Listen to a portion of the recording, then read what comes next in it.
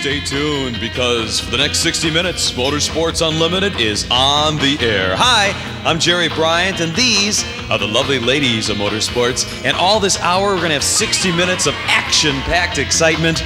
All kinds of exciting things will happen. And we got the famous Bill Wildt, and we got all kinds of other good stuff that's happening all this hour. Motorsports Unlimited, 60 minutes of non-stop action. So let's go to the studio right now. Thanks, Jerry, and hi, everybody. Welcome to the studio headquarters of Chicagoland's most watched, most talked about Access television series. I'm Janine Lauschad, and this is the 1142nd edition of Motorsports Unlimited. During the past few weeks, we've been trying to get you excited about the coming 2009 Motorsports Summer. We've talked about car shows, boating, sport aviation, and sprint car racing.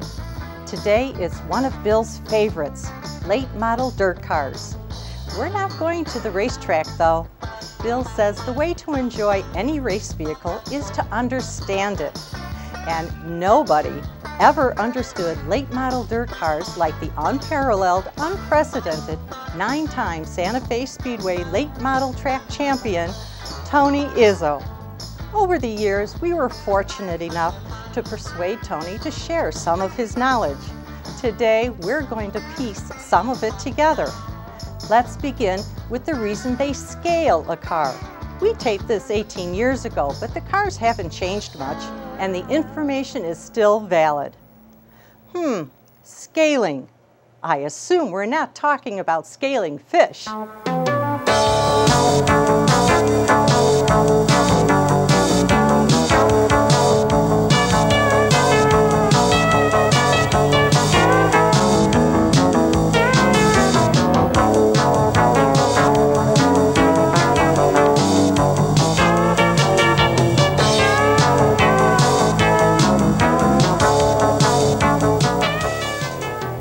It is not often that we have an opportunity on Motorsports Unlimited to take advantage of the knowledge of a person like Tony Izzo. Would you agree, Tim? Yes, I would.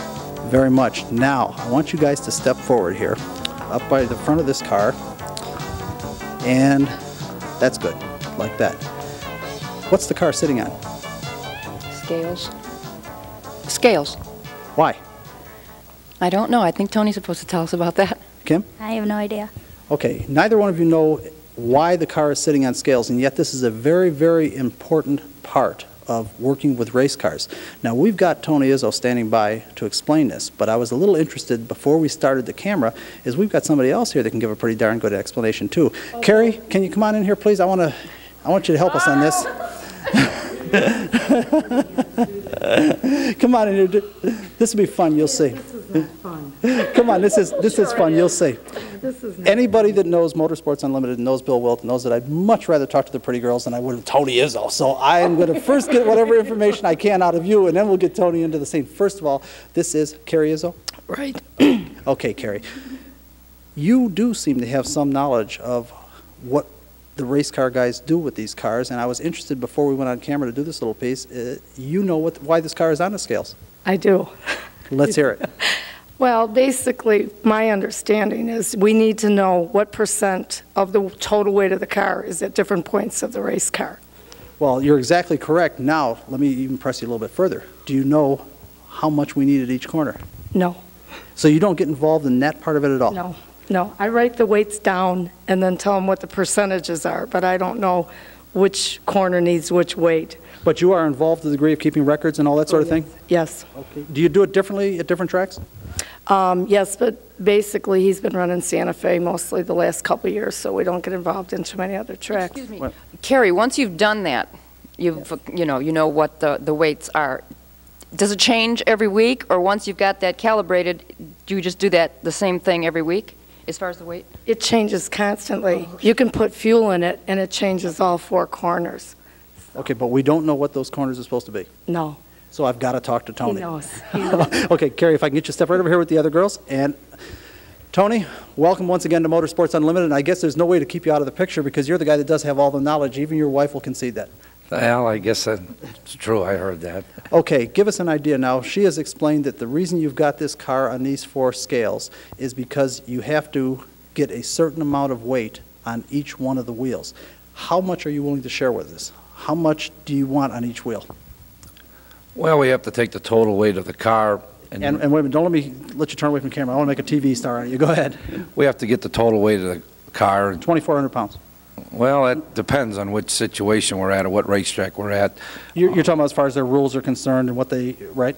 Yeah, that's true. We may start at 2,400 pounds, depending 100 lapper. We may burn off 8 pounds per gallon. We have to take that in consideration, that the gas will be lighter.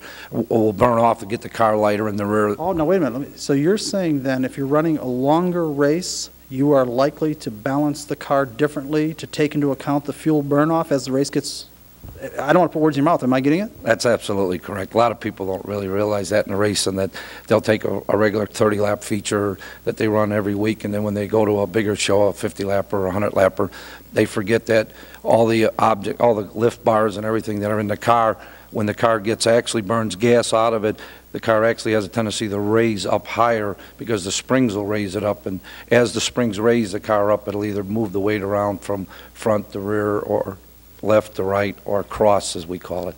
Okay, so what you are looking for then is for the car to be right at the end of the race, or? That's correct. We want it to be at the end of the race is where the winner's at. At the end of the race, the checkered flag, that's the guy that gets all the winnings and gets all the glory of the races that have been won. So you'll see a lot of cars in a lot of different races that you'll watch. You'll see a guy get out, he'll run out in front, all of a sudden, here comes the other guys, they'll catch him at the end. Sometimes if you're looking at a car, you'll say, oh, this fella don't look like he's going to get going, and all of a sudden here he comes at the end. He's basically got his car set up to do that. Right, and he would probably pick a harder tire, so the tire's about right towards the end, along with having the weight, the balance of the car right? Well, that's one of the reasons that when you want to talk about the scales, that we have to know that also because of the tire. If we have less weight on a particular corner, we won't need as hard of tire because it won't carry as much weight. So it can also run a little bit less harder compound tire. Okay, can you give us an idea? And again, we recognize that this is going to change with the weather, and it's going to change certainly with the night, and it change with the weight of the car and all that. But give us an idea, if you're sitting in the shop and you're going to, let's say Santa Fe Speedway, because that's the closest clay track to Chicago, and that's the track that you run, because you don't run on your own track, right? Kankakee, you just run at Santa Fe. That's correct. Okay, we're going to run at Santa Fe Speedway. What kind of ballpark numbers as far as how much of percentage of weight do you want on each corner? Well, let me make a suggestion here. What something you said there when you were talking about, for instance, when I get a total weight of the car, would you believe that when the driver gets in the car, which makes the car heavier, but it makes the cross from the right front to the left rear less. So for instance, let's say if we had 50%, 51%, when I get in the car and sit in the car, it takes the cross to 50%. It takes cross out of the car. In some cases, there's also ways we can work that so that it doesn't do that, so that that weight helps us at the end of the feature. Hold on a minute. Folks, I get a feeling he's not going to tell me how much we want at each corner here, but I'm going to, as your report, wait a minute. I'd be surprised if he did. I know, but I'm real good at this. Now wait, let me try this again. Tony, are you going to give us an idea? Let's say that we're just a young guy and we're just starting and we're struggling real hard.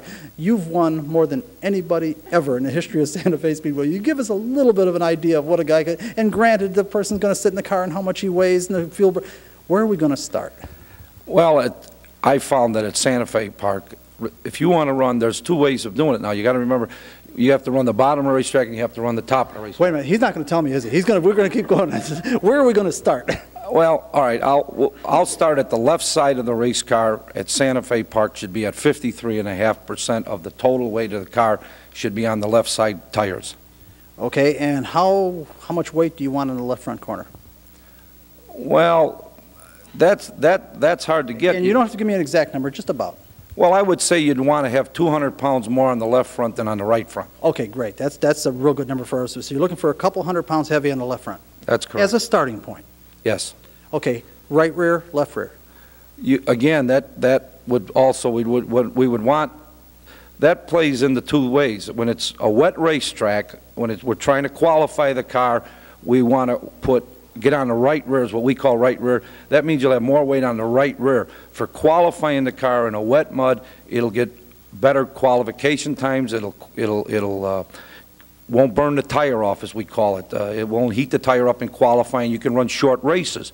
But when you come to the feature, you have to get off the right rear and get onto what we call the left rear. So you have to drive the car off the left rear when it's a dry situation or feature time. That's what you have to get on the left rear. Okay, let me see if I can get this about right. When you're running like one lap or a short race, you can lean on that right rear tire real hard. But when you run a longer race, like a feature race or something like that, if you leaned on it that hard, you'd really burn. You'd be out of tire before the end of the race. That's correct. You'll burn the tire off. You'll run off of one tire. Okay, I'm a new guy. I just want to set a quick lap. I don't care if it's the end of the race or anything like that. This isn't going to happen. How do I set it up? How much heavier do I want to be on the right rear than the left rear? What I do a lot of times is you'll have younger racers will come to me and say, Tony, I got a problem. An easy way to say this, if I may, is on a dirt racetrack, if you want to, I call it the training wheels. If I get a new guy, young guy who comes and asks me questions, my car's doing this, doing that, I'll ask him, are you getting in all right or you're getting off? What's it doing? Well, a lot of them will say it's loose going in. That means the tail is out and he's trying to get in. Simple way to correct that is just put right rear in the car. It's what I call the training wheels. It'll get them in good, won't get off as good. Okay, but it's a place to start. Yes, that'll help him because he needs to get in, because if he goes in with the left rear, the car will be loose, skatey to come in, and the tail will be out, and there's a good chance he'll spin out and cars will run into him. So all the young fellas that ask me, I would like to help them, and I do tell them because I don't want to run into them myself, and they don't want to wreck their cars because they don't know. So. Okay, so the right rear should be how much heavier than the left rear? For qualifying, I would say you'd want at least 20 pounds heavier. That little? Not a lot? Not a few hundred pounds? No, you don't, because you still have to get off the corner with both tires. So if you load 200 pounds to the right rear, that's all you're going to run off of is one tire. You're not going to run off with both. Okay, don't go away. Kim, did you have any idea that it was this complicated? Not at all. Chris? So much science involved. Okay, we haven't even said the hard part yet. Now I want, Chuck, if we can get a nice broad shot here. We've got a scale, a grain scale, at each wheel. This is a concrete floor that is just about level. When the car is set up to have a certain percentage of the weight at each wheel, under these circumstances, it would be fine if we race these cars on billiard tables. We don't race them on billiard tables. This is on a dirt track with ruts, and one thing hits a wheel. You know, how do we keep it balanced while we're racing, Carrie? Ask the expert. I'd rather talk to the girls. I don't want to. I would rather talk to you too. Okay, we got to get him back. I don't have the answers. I'll go back to him. Tony, you understand the question? This is fine in a shop under laboratory conditions, but we don't race them in laboratories. Well, that goes back to, again, when we know the static weight, that's what we're getting here, only is static weight. A place to start. That's correct. But it also tells us what kind of spring rate we want for that particular corner of the race car, which is all four corners. By how much weight is there, tells us how much spring we have to put into the car. Okay, now you could adjust. And shock. Right, I was going to say, no, it's real complicated. In fact, we've been talking about it in this program. We want the folks to understand this is real hard to do. It's complicated. Now, when we're just talking about changing weight from one corner of the car to the other, that can be accomplished pretty much. And wait right here, I don't know. Now, Chuck, I don't think you can get a camera shot. Using these coilover shocks with the adjusting ring to either take weight on or off of that wheel.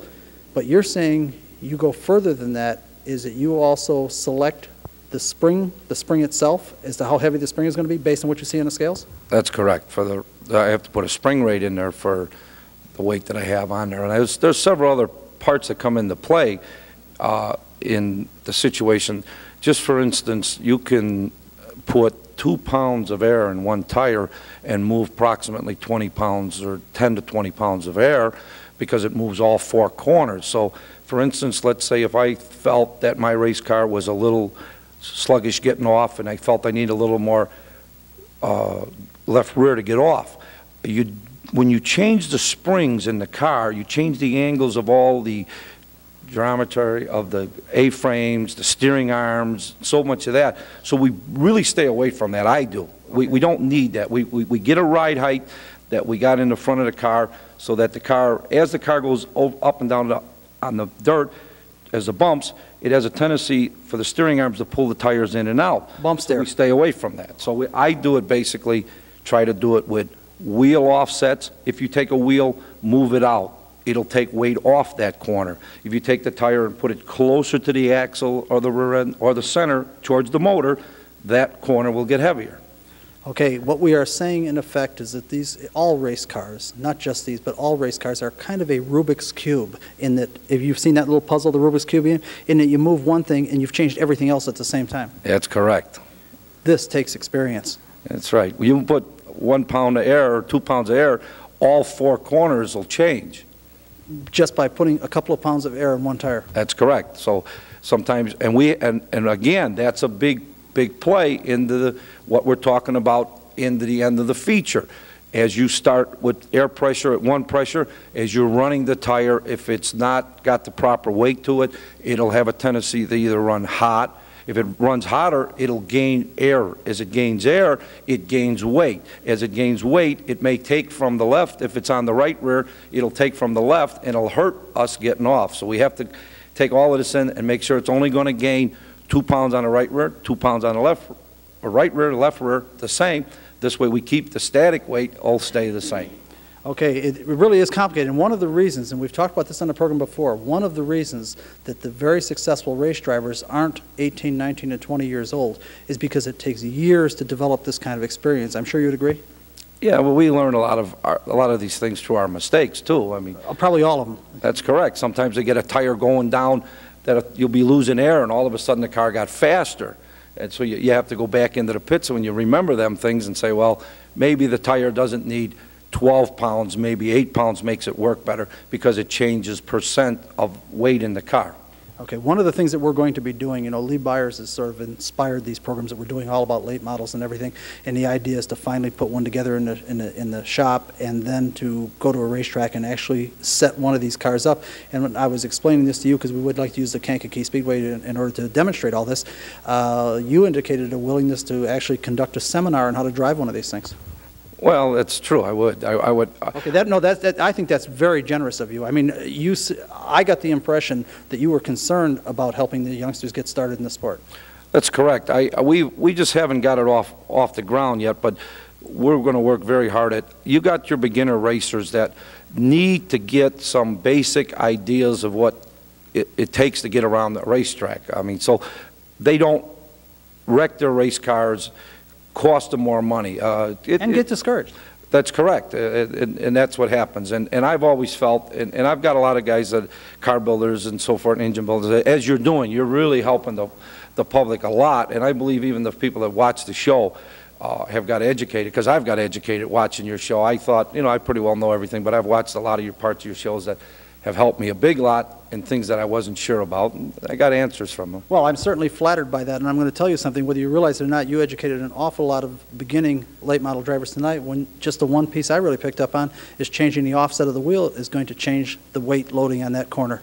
Oh, that's right. That's why we've got to where you got a regular spacer that we put on the car for when it's a wet racetrack. So you have a situation where it's a wet, tacky racetrack qualifying, but as we race, it dries out and becomes like an asphalt track with dust on it. So we have to put spacers on and off of different wheels to move the weight rather than turn them screws, because when you turn them screws, you raise the car up, you change the roll center, you change the center of gravity, you change too many things in the car. So that has to be left alone. There's ride heights that it has to be at, that has to stay there. Do it would be either moving the wheel out, putting air pressure in it, stuff like that. Well, I hope the beginning drivers out there are paying attention, because they just got about 20 years of experience here in one evening. Tony, is it okay if I put your wife to work now? Oh, absolutely. Okay, Carrie, come on over here, please. Now, do you know what I want you to tell that camera? No. Don't go away, folks. We'll be right back.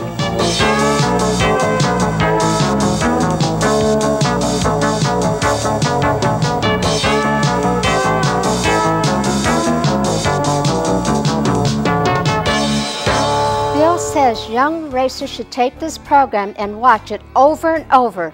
Tony wasn't being evasive, as Bill was implying, for entertainment purposes. It's just that chassis setup is very complicated, and everything you adjust affects everything else. That's right, May. Tony made a very interesting and important point about trying to reduce the interaction of adjustments.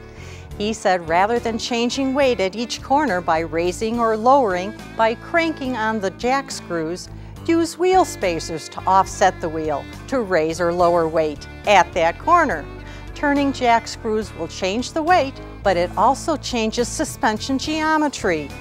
He seemed to be saying once you get the geometry right, you don't want to screw it up by cranking on the jacking screws.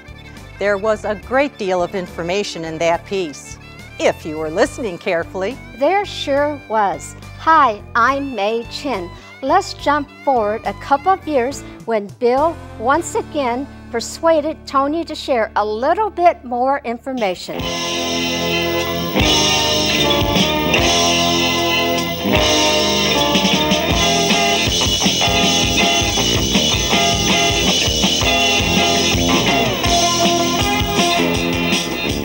Tim Donahue, what are we going to try to do here today? I don't know, Bill.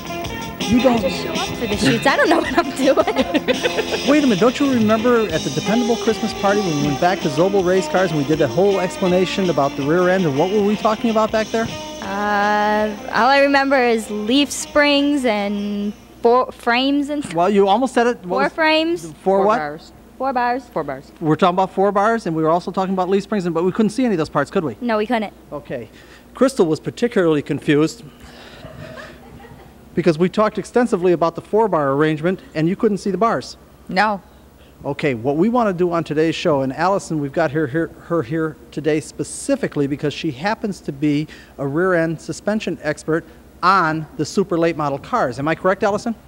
I must have learned that sometime when I wasn't paying attention. Now, wait a minute. You're the trophy girl at Kankakee Speedway, right? But that doesn't necessarily mean I know anything about the cars they drive. Oh, boy, the women's movement will be all over you, that's for sure. What we're going to do here today is to try to help. Now, as we look at these things, first of all, Allison, take a look here. These, I'm sure you would agree, these are pretty complicated race cars. We're talking about all aluminum, 800 horsepower engines, right? Very complicated. Okay, come down here. If we look here, we see the gear shift levers that operate this real trick Burt 47 Bill, pound. remember this though too. The inside is familiar to me because I've driven these before. Okay, go back and stand in a corner. You're dismissed. The point I'm trying to make is these are very sophisticated race cars, and what we try to do on Motorsports Unlimited is help the public understand motorsports of all kinds. I kind of came to the conclusion that we're going to have to do this one piece at a time to help the public. These are very complicated race cars, and quite frankly, we could do a series of shows just about rear ends or just about transmissions or just about engines. Well, there's so many ways of approaching it. Right. So what I want to do today is I want the audience to understand, first of all, you used the term at that show at Zobel's behind Dependable, you used the term contact patch, tire contact patch. Right. Do you know what that is, Kimmy? No. Okay, let's find out. This is complicated. Tire contact patch. Does it mean anything to you? No. Crystal? The amount of space that a tire takes up? Well, you're pretty close. Allison, do me a favor. Go give me that piece of chalk on the other car there. What I want the audience to know is that it doesn't make any difference how much horsepower. Yes. No, just bring it here. It doesn't make any difference how much horsepower the engine makes or what kind of a transmission you've got or how light the car is. All of the power, everything that you're putting through the drivetrain, everything has to go to the ground in what is called a tire contact patch. And what we're talking about, a tire like this, the only part of it that's actually touching the ground is about that much. And it's only that much because these tires, they run very soft tire pressures and it squishes out a little bit. So the 800 horsepower that they make in the engine that they transfer through all of these trick parts all has to go through 2 tire contact patches. So I'm sure you can understand that it is very, very important what those tire contact patches are doing. Can you see that? Oh, yeah, right. Right, because otherwise, why have 800? Just have 500 horsepower if you can't put it through the ground, and it all has to go to the ground through the tire contact patch, right? Right. Okay, so it's real important to somehow keep these tires planted on the ground, correct? Right. Okay, now what I want you to do, Allison and Crystal, come on, you're lost, come on down. You're lost. Do you understand tire contact patch? No, that's what I was lost on. I might have not been listening. Okay, that's possible. We're used to it though, Allison. It's the part of the tire that is touching the ground, the contact. In other words, when this tire rotates, about that much of it will be touching the ground. Oh, okay, now I get it. So all the time, all the power, everything has to go into that tire contact patch. Now, obviously, the patch is continuously moving as the car rolls. It's a new patch all along. A new patch. But what is happening at that tire contact patch is going to determine how quickly you can get these cars around the racetrack. Do you understand that? Okay, that makes sense. Okay, that makes sense. Now, what I want you and Crystal to do is to please grab this tire because I want the audience to see. We've got this set up so that you can pull this right off, and I want the audience to see. Now, this happens to be, in fact, just take it, yeah, just move it down there. This happens to be a famous Tony Izzo car. He's won lots of races with this thing, lots of features. Now, Kim Donahue, I want you to take a look at the rear end design as far as how the rear end is held in the car, and what kind is this?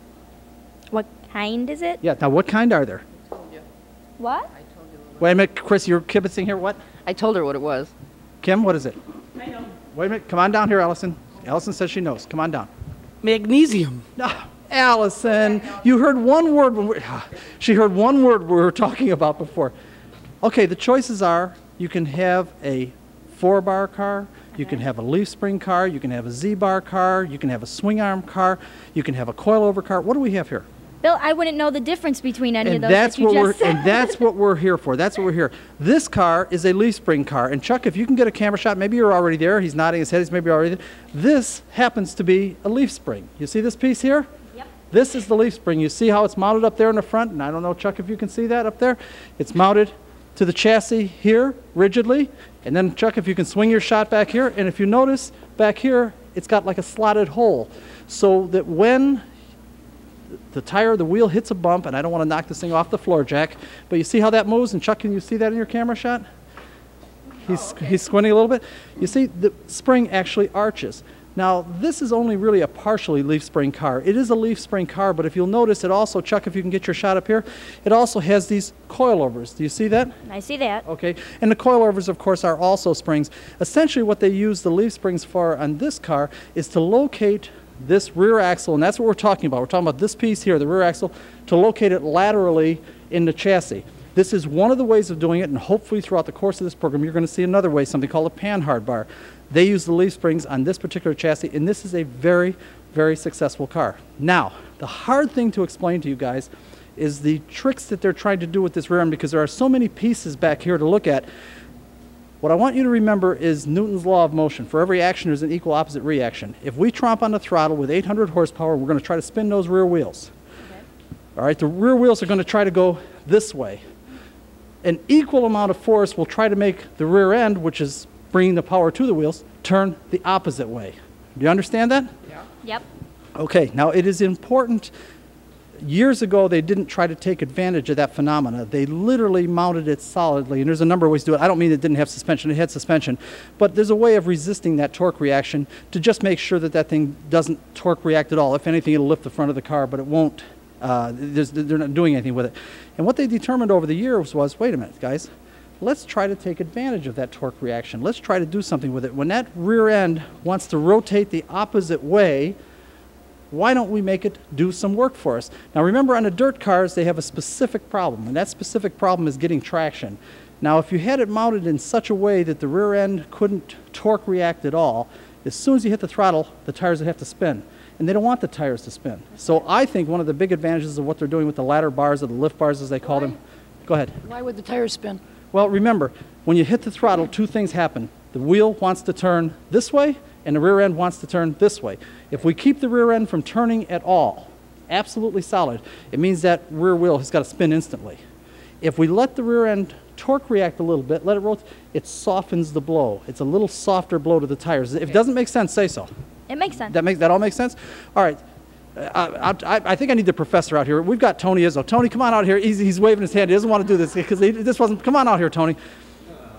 He thinks that I'm going to stand here. This is the expert on this thing. Tony, please, welcome once again to Motorsports Unlimited. Thank you. And I'm sorry to trap you into this, but this is, please step over here so the audience can see what we're talking about.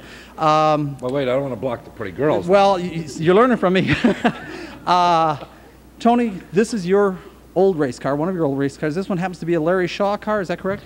Was originally built by Larry Shaw, correct. Okay, and you've done lots of modifications over the years, I presume? Yes, like everybody else does. We basically get the chassis from the Rayburns, the Shaw, and Masterbuilt, and so forth and so on. And most of us bring them home and we fix them up the way we like them, little dial them in. Okay, what we've got, have you heard the explanation I've been giving so far? Yeah, part of it. I had to go with it. Weren't that interested, I know. Okay. Well, no, not true. I'm teasing completely. All right, now what I want to do is, if we can, Kim Donahue, would you go down and get that chalkboard over there, the blackboard that we've got at the other thing, and bring it down here, because I want Tony to help the audience understand. What I was explaining was the fact that this car, the rear axle is located with the leaf spring design. And when I say located, obviously when you've got a big piece like this, it's got to be located this way in the chassis and this way. Kimmy, what I want you to do is put this right up here like this. Nope, nope, let it turn sideways. Like that. And we're going to try to do a little professor deal on here. Tony, help me down here. Now, what we've got then is we've got the rear axle, and I am actually going to attempt to draw the quick change unit on it so we have some sense of direction, and the pinion going out here. And the rear axle is sitting there. If we were looking at this from a top view, we would probably be looking at something that looked roughly like that. Now, Chuck, is that shootable at all? Can you see that on camera? You have to tell me. It's sort of. Okay, if we need to angle it, say so. Yes? You are no artist. No, I know that. All right, now what we have to do is we have to locate this rear end in the car somehow. Now, on this particular design, it is located. We've got a bracket coming here, and we've got leaf springs. If you look at it here and then look at it down here, you can see that this is bolted to the leaf springs, which will determine how far the rear end is from here or from the front wheel for that matter, and how far the rear end is from back there. In addition, because these are leaf spring and they're wide and flat, they will also control the motion of the axle. Yes, come on down, Chris. If you have a question, please. How do you know where you want to locate the rear end? Well, what I would do is call Tony. Izzo. He's won the championship of Santa Fe 9 times. He'll tell me. But no, part of it, Christine, is that you're limited by rules. The cars. Now remember, these cars are kind of supposed to be Camaros and Firebirds, right, Tony? Have I got it? Yeah, that's true. They're supposed to be that. So in other words, you couldn't have this one as long as a Greyhound bus or as wide as a Mack truck because they're supposed to be. Yeah. We're dealing with a wheelbase situation, correct? Right. So if you're allowed 100 inches of wheelbase, you have to measure from the front wheel to the back wheel, and that's where you're going to end up locating the rear axle. But what I'm saying is now that's how we locate the rear end on a leaf spring car. Is that it's bolted to the leaf spring, and so its location this way and this way is determined by the leaf spring, and also its location this way in the chassis, because the leaf springs have strength. As you can see, if I go to push it, well, I can't because we're on a floor jack. If I go to push this, though, you can see that the leaf springs will keep the axle in the chassis that way. But the leaf springs will not prevent the rear axle from trying to rotate in the opposite direction. As I've said, if we've got a tire mounted here, and the tire wants to go this way because we're putting power into it from the rear end wants to turn this way. And what these guys do is they let it turn a little bit. Now, we're not talking about a lot. Tony, do you have an idea of how much movement we're talking about here under racing conditions? Well, Bill, if we didn't have it controlled by the leaf spring or the ladder bar, actually it would just flip completely around. Oh. Right. Well, let's make that point. Again, yeah. Okay, I'll tell you what, real quick, I want to continue this explanation before we go here. You two guys, tell the camera. Don't go away, folks. We'll be right back.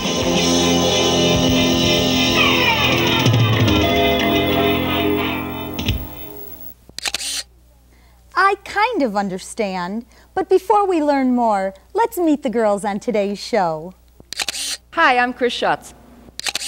I'm Kim Donahue. I'm Crystal Kuchan. And I'm Allison Demore. Thank you, girls. Now let's return and try to understand super late model dirt car design.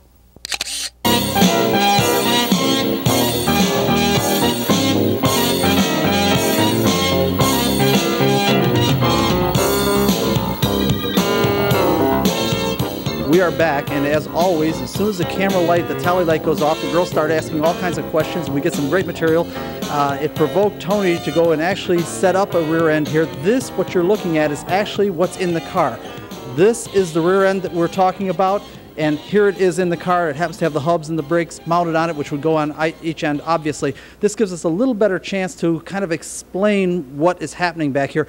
This, again, is very, very important because it determines how much traction somebody can get coming out of the corner. It determines how the car is going to steer, and it also determines braking. Under braking conditions, that's also very important. Now, what we wanted to explain on this thing, if we can come back here to this blackboard shot, and how's this for being a professor, Kimmy? Am I doing good? I don't know, Bill. Okay, well, we're gonna try this anyway. What we've got here, this represents the rear end, this represents the tire. The tire is going to turn this way, so the rear end wants to turn this way. Now, you also have to understand, and we're going to control that somehow. Now, obviously, and I should say, Tony wanted me to mention that these are not what you would call a true leaf spring car. These are mono leafs, just a single leaf on each side, which almost serve more to locate the car from side to side rather than carry the weight of the vehicle, which is done on the coilovers, which are also, I think, probably visible in the shot that we do have the coilovers here, which really support the weight of the car. This replaces, Christine, you had the question? I don't notice there's a panhard bar in the car. Right, the panhard bar. I wanted to get that. When the panhard bar locates the rear end laterally in the car. In other words, it locates the rear end this way in the car.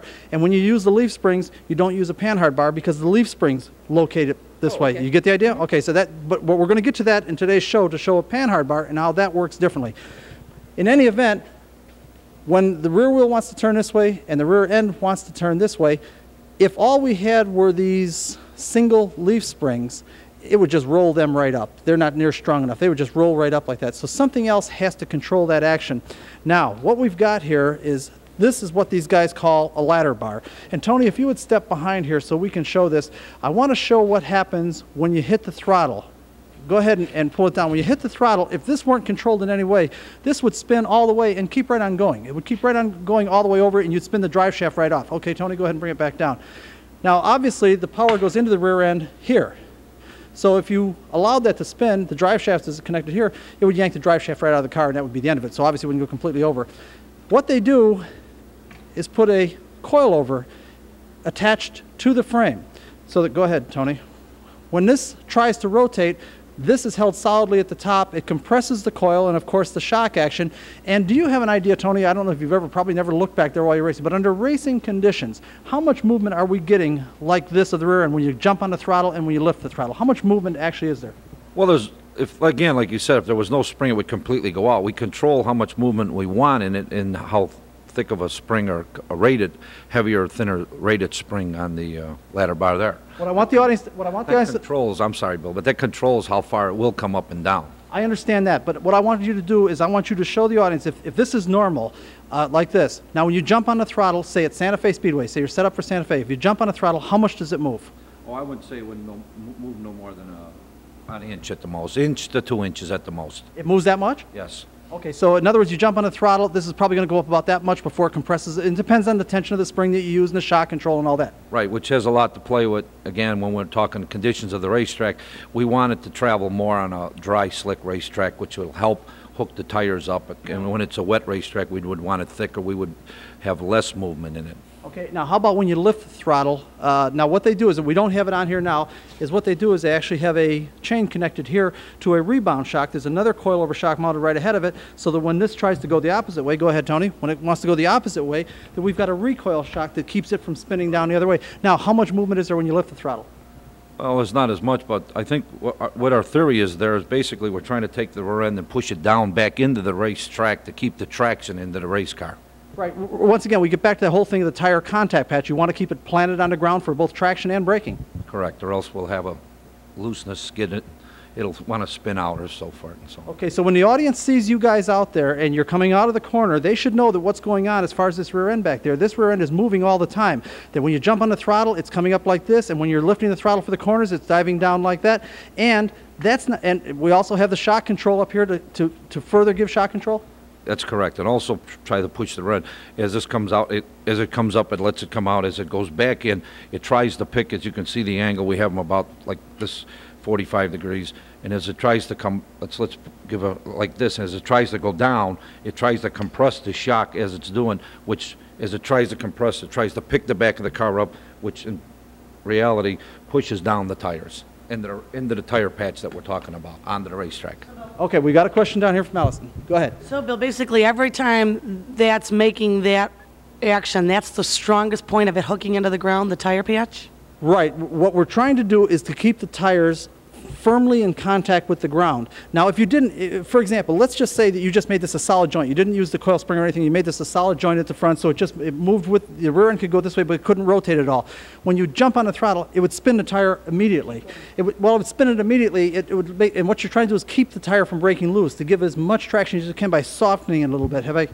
That's correct, but I believe what Allison's trying to say there is, we would have what they call a wheel hopping situation if we didn't have the shocks on it and the springs. If it was solid mounted, it would wheel hop the rear tires. Right, and you wouldn't have that tire contact patch. The tire wouldn't be planted on the ground, and you can't go forward with the car, your 800 horsepower doesn't do you any good, and the great brakes don't do you any good. That's correct. Right. We've got to keep the tire in contact with the ground to do any work. Yes? What is the difference between horsepower and torque?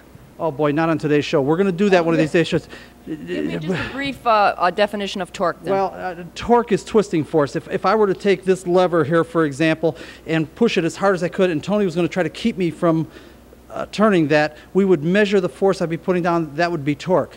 Now, on the other hand, if Tony just held this thing like this, put some resistance against it, and I spun this thing like crazy, we would take the RPM of that and the amount of force it was taking and multiply the one with the other, and we'd have the horsepower. That's not a great explanation, but it's accurate. Okay. Okay, but that's for another show. Yeah, I know that. Yeah, okay. Exactly. No, what I'm trying to do is we can't explain these complicated race cars. You have to do a show on each individual. To help the people. But what I want, now this isn't all that happens back here. Now the audience should know, coming out of the corner, jump on the throttle, this thing comes up, and Tony, if you pick the wrong spring and the wrong shock here, you going to be successful that night? Well, no, that's correct. We make sure we got the right spring and the right shock so that it does. What we're trying to do is pick up the weight of the race car and push it down on the tire patch. If you have too soft of a spring, for instance, it would let the spring come up into the car and not pick up the weight. And if it was too hard, too heavy or too strong, it wouldn't pick the car up either, and it wouldn't transfer the weight. Right, and that's years of experience that it takes to know what each track condition, whether it's a slippery track or a wet, heavy track where you can get a hold of the track real hard. This is one of the things they do, but this isn't all of it. Go ahead. All right, so for example, then, if you're on a softer track, would you allow more or less? We've got Mr. Dirt Track here. Say it. Let's say dry, slick track. Right, you want what? She had said soft track, and I wasn't sure what she meant. Yeah, what do you mean by soft track? Something that would be extremely slippery is what I would consider soft. A harder track is more dry that you would. No, the dry ones are the slippery ones. Let me do it this way. Dry, slick track as opposed to a track that's almost mud that you get lots of bite on. Which way are we going? Dry, slick, which way? Okay, as you can see, we also have an adjuster on this here spring that we can adjust it for the tension that we put onto the spring. When a wet racetrack, we want to make that stiffer because it'll have more hook in the tires. Will automatically get us some hook in the car because of the thick racetrack. It'll hook it. So we have to tighten up the spring tension. Okay, and then when it comes dry, slick, we want to sort of slip the tires into the racetrack. We don't want to jar them so that they spin and break loose and all the way. We want to sort of slip them into the racetrack. So we back off, which is loosening up the nut, which lets the ladder bar come maybe for a 1/16 of an inch on a little free to hook the tires. Once we have the hook in the car, then we want to pick the car up, if that makes sense. Yes, it does make perfect sense. The more traction you have, the stiffer the shock is going to be and the less rotation we're going to get. The more traction. Yes, the more traction you want on a wet racetrack. Right. In other words, if you've got great traction, you've got a good wet racetrack, lots of traction and everything, you're going to run this more firm. A thick racetrack. A thick racetrack. You're going to run this more firm. But something where you have no traction, you're sliding around out there, having a hard time getting a hold of the racetrack, this is going to be real soft and there's going to be lots of movement. That's correct. And we want to soften it so we can let the tires hook into the racetrack. Okay. That's not all we're doing back here in the rear end. The next thing we've got to do is we've got to get involved with something called rear steer. And this is where we get involved when we're talking about 4-bar cars and Z-Link cars and all the rest of it. Now, one of the disadvantages of a leaf spring car is you don't have any control of the roll center, correct? Oh yeah, we control the roll center by where the leaves are mounted in the car. Right, but after that... Where they cross in the rear. Just a minute. What's the roll center? Okay, can you explain the roll center? Well, you got it. 3 shows, I know. Yeah, we've talked about that. Basically, it's where the car has a roll center, is where the weight will roll over it and roll under it. So we have to get that. That's yeah. I'll tell you what. That takes a lot of time to get involved in a roll center. And there's a roll center, center of gravity. There's a bunch that has to be into that. I think we would not be fair to the public to announce that today and get into that. I think we want to stay focused at where we're at. Right. I'm sorry. Yeah. No. He's right. Yeah. What's that? Please, I'm just starting to learn this. If I got to learn a whole new thing, we're in big trouble. Well, this is complicated, but I want the audience to get the idea of what these guys are struggling with out there. This isn't easy, trying to get traction. This isn't something that just happens. When you see somebody like a Tony Izzo out there flying, it's not that Tony has the greatest ability to steer the car or step on the gas pedal. It's that Tony understands these things intimately. Would you give me that much? Well, I tried. Yeah, you tried, but the car has to work. Right, but what I didn't want to get off where we got I wanted to stay on what you were talking about with the 4-bar rear steer. I don't believe we got that across yet. That we have to explain to what we were talking about with rear steer when we got into Remember the words, rear steer. They are very important, and Tony is going to try to explain the principle as it pertains to leaf spring cars. We found these guys in the race car shop, and they are willing to take and demonstrate this for the public. They're getting cars ready for the new season, and they actually went and got the oil pressure up in this one. We're going to start this. We're going to try this. What we want to do is get the camera on the rear end in the car and have the guy put a little bit of power into the rear end without letting the car move so we can see this action. Once we understand this part of what you're doing back there, then let's talk about the rear steer and the 4 bars versus Z-Link versus leaf spring cars. All right, fair enough? That's fair. Okay, let's do it that way. And girls, the 3 of you together, we want to finish this so that the audience understands that this is very, very important as far as getting traction, okay? I think it'll be helpful for us also. I think it will be. Okay, girls, tell the camera. Don't go away, folks. We'll be right back.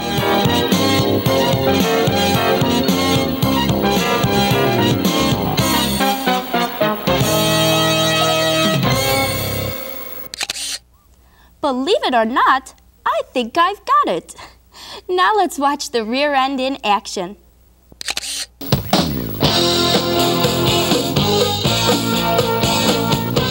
Kimmy, I take you to some crazy places, right? Yeah, you do. Well, trust me, you're going to really like this. I can imagine. Okay, what we are going to do, folks, is we want to show you, Chuck, if you can get a shot of the rear end, I'm going to point out the pieces and try to indicate the players in the game. We've got the rear end here. I hope that's visible in the camera shot. This is the shock that Tony was talking about, and by the way, he wanted me to make the point. There's always a little rubber bushing on this thing that before they go out on the racetrack for practice, they'll move up like this, so that when they come back in, it will stay to the furthest point they went to, and give them an idea of whether you need more shock control or less. Right, that was a question you asked on how much shock travel, and that we can tell by the rubber movement. Right, that's one of the ways that they determine whether the rear end is doing, because it's hard afterwards. When you're in the car, there's so much violence going on, you really can't look back there. So by these little indicators, they can tell how much travel they used and all that. Now what you're going to see, I hope, if this works, is the rear end is going to attempt to rotate. It's going to attempt to turn this way. The ladder bar is hooked to the rear end. As you can see, it's bolted. Comes all the way forward to this coil over. And Chuck, is that visible in the camera shot? Okay, he's nodding his head. So this will keep it from going up, but it's soft. It lets it rotate a little bit. This is what we're going to try to show you. I don't know if this is going to work. We might have to do it again. Tony, give it a try. I'm going to step back here. Now just watch the ladder bar. Watch the coil.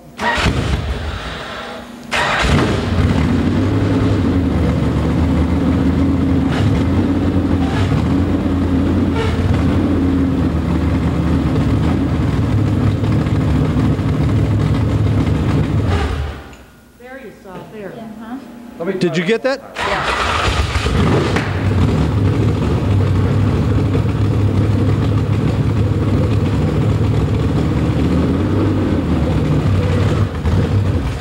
Yep, we saw a good one there, yeah. Okay, everybody saw then. Sure. Yeah. Say it again? Sure, it kind of rotates up slightly. Right, and you have to remember what we're talking about now. We've got the engine literally at idle. When these guys come off the corner, the engine is probably coming up at 4,000 or 5,000 RPM, jump on the throttle, run up to 8,000 RPM. There's tremendous power in there. Yes, Tony, I see you want to comment. Well, when you were saying the idle, that's correct. That's why we have to have the RPMs at 8,000 or 6,000, because if we didn't, the hook in the car would just kill the motor. We didn't have slow motion capability back when this was originally taped. Let's slow the action dramatically to see if it's more understandable. What you are looking for is how the guys are trying to take advantage of the torque reaction of the rear end to force the rear end, and thus the tires, into the track by trying to lift the back of the car. Remember, the top of the main ladder bar shock spring is bolted to the frame, so the force of the torque reaction is directed into the frame.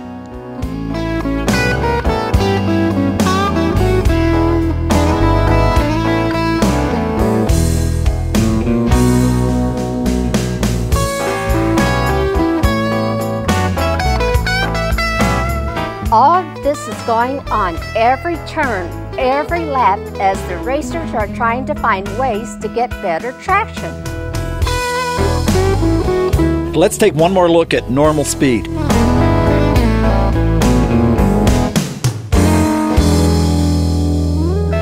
And the idea then, as you can see, is to play with that particular part of the what I'm going to call the rear end action. There's all kinds of action. I want the public to understand that this rear end is fluid back here and it's moving all over the place. Now you've seen this part of the movement. That's not all the movement though. This is important, but this isn't the end of it, is it, Tony? Oh, there's a lot more involved. A lot more involved. So I'll tell you what, girls, everybody together, tell the camera. Don't go away, folks. We'll be right back.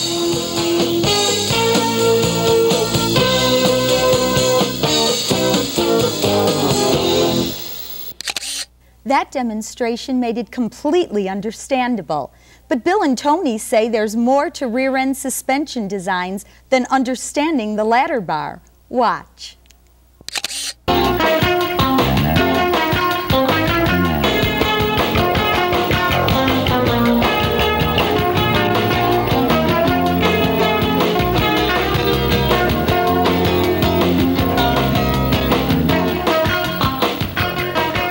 All right, what we've got here, Christine, is what? If I were to take and draw the Chuck, and Chuck, can you give me a real nice tight shot here? If I were to take and do this and this, what do we have here, Allison? A contact patch. Right, exactly. While we were doing that little thing to try to show the torque reaction of the rear end and what the ladder bar was controlling, and the ladder bar or lift bar, whatever you want to call it, was controlling it, we ended up spinning the tires a little bit. And that section right there is about what part of the tire is contacting the ground. I thought it was a good opportunity to show you. But let's forget about that for a moment. We've got that part down. Tony, that's not all that a rear end does. Step forward. Rear end also has to do something called rear steer on a dirt car, right? That's correct. Explain to our audience what rear steer means. Now, this is totally disassociated from what you've just been watching as far as the torque reaction of the rear end and the ladder bar and all that. This is another thing they have to work with. That's true. I need the girls to move if I have to show the rear steer. Back up just a little bit, girls. Go ahead. You want me to show the rear steer? The rear steer, basically, I feel is like the old fireman in the Chicago fire truck that used to have the man in the back turning it. Actually, it's all solid mounted, so we try to make it move by the way we mount things and do things. You're taking advantage of the geometry and what happens during the arc of the various, whether you're using 4 bars or Z bars or leaf springs, to take advantage of the geometric arcs that these things scribe to make it do what you want? That's correct. Okay, show the audience what you want the car, the rear end, to do. Let's say you're in the middle of the corner now, you're going to jump on the throttle and come out of the corner. What do you want the rear end to do? Well, now wait. We first have to go into the corner. Okay, do it your way. Okay, going in. What do you want it to do? What I basically, and I'm saying this is my theory now, on what I want with my race car. I'm not saying this. 9-time Santa Fe Speedway track champion. So listen, folks. I'm not saying this is whatever, but in my theory is this is what we call the right side of the automobile that we've seen there. I would want, as I'm going into the corner, I would want the wheelbase to actually get shorter, which would have this rear end to go forward on this side, which would have a tendency to try to take the front of the car and turn it left. Remember, we're only racing on left-hand turns when I'm talking, what I'm explaining. The right-hand turns, I don't believe we'd want to have rear steer. We're trying to make the rear tires turn the car to the infield is what we're trying to do. But on the straightaway, you want them to straighten out. That's correct. So when we stand back on the throttle, we would want the rear end to come back straight so that both wheels will go straight. If we didn't have the rear steer, when we got to the corner to turn left, the car would want to go straight. So we try to get it to turn. To help us turn with the front wheels, we also have to have the rear wheel turn, and that's what we're talking about, rear steer. There's a rear steer which will turn the rear. Okay, it would seem to me that the leaf springs, and you're kind of a leaf spring fan, it would seem to me that the leaf springs, there would be less of that action, of that rear steer action, than there would be with, say, a 4-bar car. That's correct. We have a lot of less rear steer in a leaf spring car. So what we have to do in our cars, we actually have to physically take the right side, I feel, and move it ahead about a ½ inch. So you have it down a straightaway too? It's correct, but what we feel is when the leaf spring has the arch in it that you see, as we accelerate, the leaf spring gets straighter, and as it gets straighter, it'll get longer. It'll have a tendency to push the rear end back in the car. Yep, go ahead. To the leaf spring, that would make it a quicker car on the straightaway. Because you're saying, no, because you're saying because you don't have the rear steer going down the straightaway then, but what he's saying is we've got to make it rear steer even if it doesn't want to by putting a little bit of pre-lead into this, and then the leaf spring down the straightaway when the car is hooking up and got good traction, this arches a bit, or tends to flatten out, de-arch would be a better word, flatten out, and that brings the rear end back a little bit, so it's straight going down the straightaway, correct? That's correct. The spring has arch in it, which is, when it takes the arch out, it will get longer and push back. What Tony is saying is that on every turn of every lap, and with every throttle movement, the rear end is steering. It's doing this by taking advantage of the fact that both sides of the car's rear suspension have different geometry, and the right rear and left rear are continuously changing wheelbase length, differently from each other, thus steering. Okay, now does this make any sense? So the rear end, in addition to all this stuff going on with the torque reaction, trying to get it to hook up and trying to, when you lift off the throttle for the brakes, trying to get the wheels to stay planted on the ground, in addition to all that, we also have more action going on in that we've got the right rear pulling forward to help when you jump on the throttle to help turn the car. Also, if you want to make this extreme, and it depends on the racetrack, if you want to make this extreme, you want the left rear to go backwards as the right rear goes forward. But isn't this like I don't know what you guys call it, but like a unipiece where if one is moving forward, the other one automatically? No, not necessarily. For example, if I put this on some sort of a pivot like this can move back and forth, and that would pivot there. What I'm saying is you can set up this, if you develop the right suspension pieces, whether they be Z-bar, 4-bar, or leaf spring, you set it up correctly that as it goes through its motion, through its arch, for example, these chassis tend to roll. We couldn't possibly show you everything Tony Izzo taught us about late model dirt cars over the years in one program, but I think we gave you a little idea of what these guys go through to get the cars to work. Speaking of work, let's not forget to acknowledge those who participated in creating this program, including Chuck Itzenthaler, John Kuchan, Tom McGrady, Mike Sabatino, John Papke, John Catania, our webmaster Frank Barbalace, and Art Lauschot. Let's not forget about the girls who were so much a part of this production, including Kim Donahue, Chris Schutz, Crystal Kuchan, Allison DeMoore, Samantha Bentley, May Chin, and me, I'm Janine Lauschot, still thinking about this rear steer stuff. Thanks for watching. We'll see you next week. This program made possible in part by support from J.C. Whitney & Company, located just off I-80 at the Utica exit in LaSalle, Illinois. This program made possible in part by support from Jimmy's Red Hots, located on Grant Avenue and Pulaski Road in Chicago. Motorsports Unlimited is produced by Bill Wildt, president of the Motorsport Advancement Crusade. This program made possible in part by support from ABC Auto Parts, located on Ashland Avenue at 138th Street in Blue Island, Illinois. This program made possible in part by support from Bridgestone Firestone and your local Bridgestone Firestone tire retailers. This program made possible in part by support from Copy That, located in the County Farm Plaza at County Farm Road and Army Trail Road in Carroll Stream, Illinois. Motorsports Unlimited was created to raise public consciousness, understanding, and appreciation of the motorsport community and their activities. You can contact us by email at msutv.com, or you can write to Motorsport, P.O. Box 66242, Chicago, Illinois, 60666. We enjoy hearing from our audience. Please let us know what you think.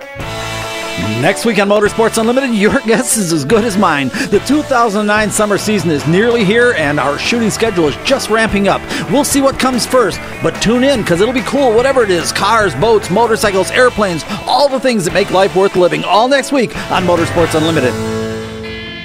So that's it, another edition of Motorsports Unlimited and the lovely ladies of motorsports. And be with us next week because we'll have something real exciting. Bill Wildt's going to have the lovely ladies, and just about anything can happen right here on Motorsports Unlimited. Every week at this time, we bring you the best in motorsports.